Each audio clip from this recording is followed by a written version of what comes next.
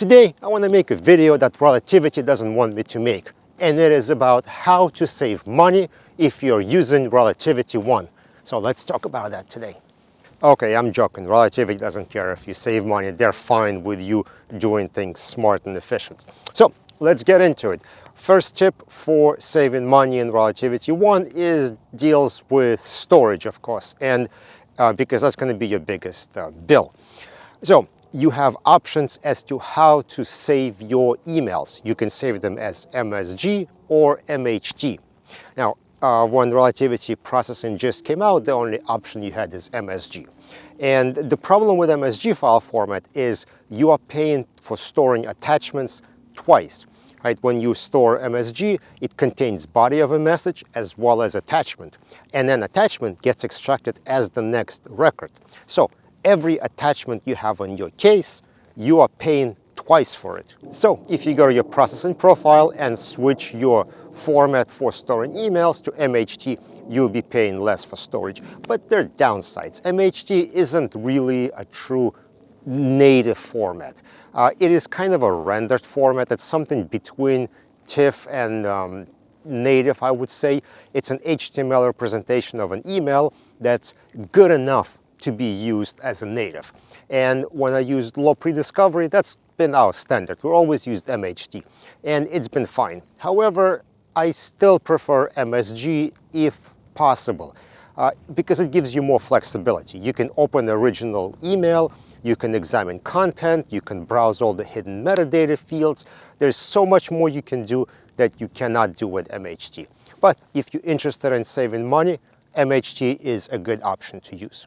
If you're switching from Relativity Server to RelativityOne, you may not know that there is an interesting kind of a hidden charge. It's not totally hidden, but it's unexpected charge you may have. If you have document records that don't have native or a TIFF image, you get charged for them differently. Every 4,000 records count as 1 gigabyte. Kind of weird, but I think it's coming from all the days of how analytics charges used to be calculated. And it doesn't apply to a lot of people, but it does apply to me. So one of the tools I have at my day job is application for text messages we've built called Veka, where we load text messages, short messages into Relativity as basically using Relativity as a big Excel. So we load each individual message as separate document in Relativity. And that allows client to go in and look at individual messages and pick the messages they are interested in converting to, like RSMF or something like that, or exporting to Excel. Well, in that case, you will have a lot of records that don't have native or TIFF. And so when we started using RelativityOne, I found out about this kind of unexpected charge, and I asked our salesperson, like, okay, well, what should we do about it?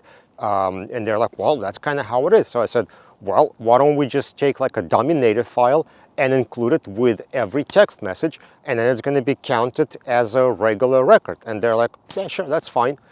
So they had no objections to doing it, which is going to be my next tip then. So if you have records that don't have native file or TIFF, make sure to create a dummy native file that is really tiny, maybe just a couple of characters long, and add it to those documents. And that's going to save you on that charge where 4,000 empty records count as 1 gigabyte of storage. The next thing you can try is reducing how much data you're storing in your ECA or repository environment. So that's usually your staging workspace where you're going to be processing data to and then migrating only relevant documents to review. Now, you can do kind of what we discussed before, is you can take your native files, export them out, just put them into a folder, download them to your network, save it to your hard drive or whatever you want to put it, and then delete native files from your ECA environment. But of course, you're going to have a problem we just talked about, so you're going to need to replace your natives with dummy natives that take up basically no space. Now that you have all this data there, it's going to be sitting on some kind of local storage or maybe your local server, and it's not going to be accumulating all the charges that ECA workspace environment would. And since you have your extracted text and index built, you don't even need natives really. So you can still do your searches for additional terms. You can do all kinds of stuff. And then if you need to migrate more documents, you can just migrate them and then overlay your natives from that repository wherever you saved it locally. It is more work, absolutely. And you're going to have to create like cross-reference files and stuff. But the amount of money you could be saving for large workspaces is huge. Now, this does sound like something Relativity would not want you to do, but I believe there are commercially available tools that will do exactly that. They'll basically go in on the back end and they'll just move data around. They cost a lot of money when I look at some of them, but that's what they're going to do. And all I'm offering you is to do the same thing manually. Of course, if you're comfortable with making sure you're not going to lose those natives when you export, and you know how to make like a cross-reference file to overlay it and to review and things like that. So as far as I know, there's really no issue with any of these things. And the last tip I have deals with review workspaces that are going dormant temporarily.